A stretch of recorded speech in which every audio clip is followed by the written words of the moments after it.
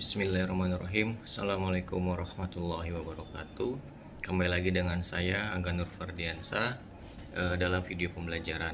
Oke, pada video pembelajaran kali ini saya ingin melanjutkan buku yang saya baca, yaitu buku Executive Leader dengan poin dampak kepemimpinan yang buruk. Oke, setelah sebelumnya kita mendiskusikan dampak sebuah kepemimpinan yang baik dan diterima, rasanya tidak lengkap bila kita tidak mendiskusikan sebaliknya. Kepemimpinan yang buruk dapat menimbulkan berbagai hal yang memperlemah perusahaan atau organisasi. Antara lain, yang pertama, hilangnya kepercayaan dan loyalitas karyawan. Yang kedua, timbulnya konflik antar karyawan. Yang ketiga, rendahnya motivasi kerja dan akhirnya berujung pada rendahnya produktivitas. Yang keempat, yaitu pengunduran diri karyawan. Karyawan yang kehilangan rasa kepercayaan pada perusahaan karena tidak puas atas keputusan-keputusan yang diambil pemimpin tidak akan dapat bekerja maksimal. Perusahaan yang seharusnya menjadi rumah kedua bagi dirinya berubah hanya sebagai tempat sementara. Dalam situasi semacam ini, perusahaan tidak dapat mengharapkan dedikasi yang kuat. Demikian pula mustahil produktivitas yang tinggi. Keputusan-keputusan pemimpin yang tidak tepat dapat menimbulkan konflik antara karyawan karena bisa menjadi karyawan ini saling iri. Karyawan yang diuntungkan akan berbuat sewenang-wenang, sedangkan karyawan yang merasa dirugikan mungkin akan diam namun berubah menjadi tidak partisipatif dan otomatis kurang produktif. Konflik antar karyawan juga menyebabkan suasana kerja menjadi rusak. Pembangunan budaya perusahaan tidak dapat berjalan dengan baik dan budaya konflik menjadi gantinya. Situasi yang digambarkan di atas akan menyebabkan karyawan sering mangkir dan akan mengganggu produktivitas kelompok. Motivasi mereka turun dan mereka mengerjakan tugas-tugasnya setengah hati dan dapat mengakibatkan hasil yang kurang maksimal. Begitu banyaknya hal-hal yang dapat ditimbulkan oleh kepemimpinan yang tidak diterima, dari mulai karyawan yang kehilangan percaya, demotivasi, konflik, mangkir, sampai pada akhirnya turunnya produktivitas dan tidak tercapainya target perusahaan.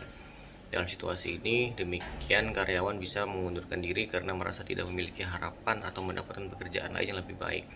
Turnover atau perputaran karyawan yang tinggi biasanya merupakan indikasi yang paling jelas akan kepemimpinan yang tidak diterima. Hal yang lebih parah saat perusahaan terpaksa dilikuiditasi karena kerugian yang diderita dan terpaksa memberhentikan seluruh karyawan.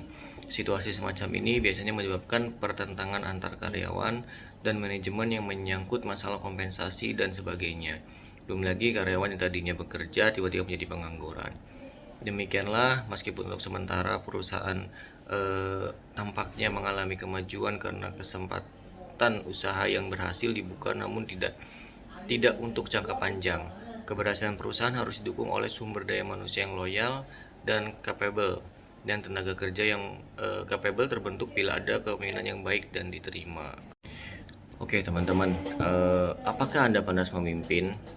Setelah sebelumnya membahas berbagai aspek kepemimpinan, maka tibalah saat ini kita membahas tentang apakah Anda pantas memimpin karena memiliki kompetensi yang dibutuhkan sebagai seorang pemimpin atau tidak.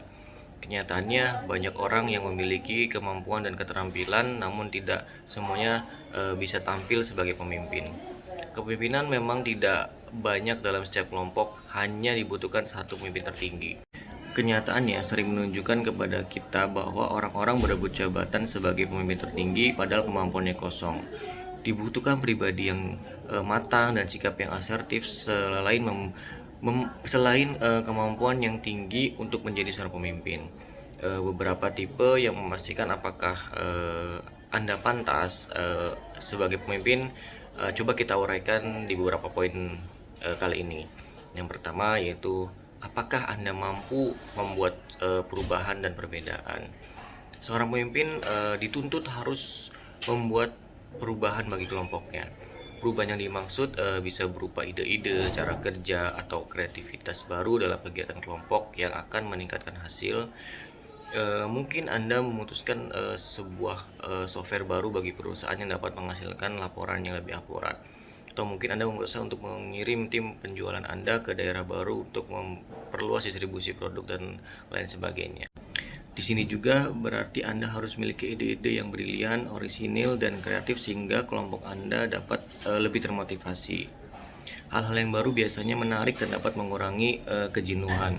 Kelompok yang penuh dengan ide baru dan hal yang kreatif menarik akan lebih menonjol dibandingkan dengan kelompok lainnya.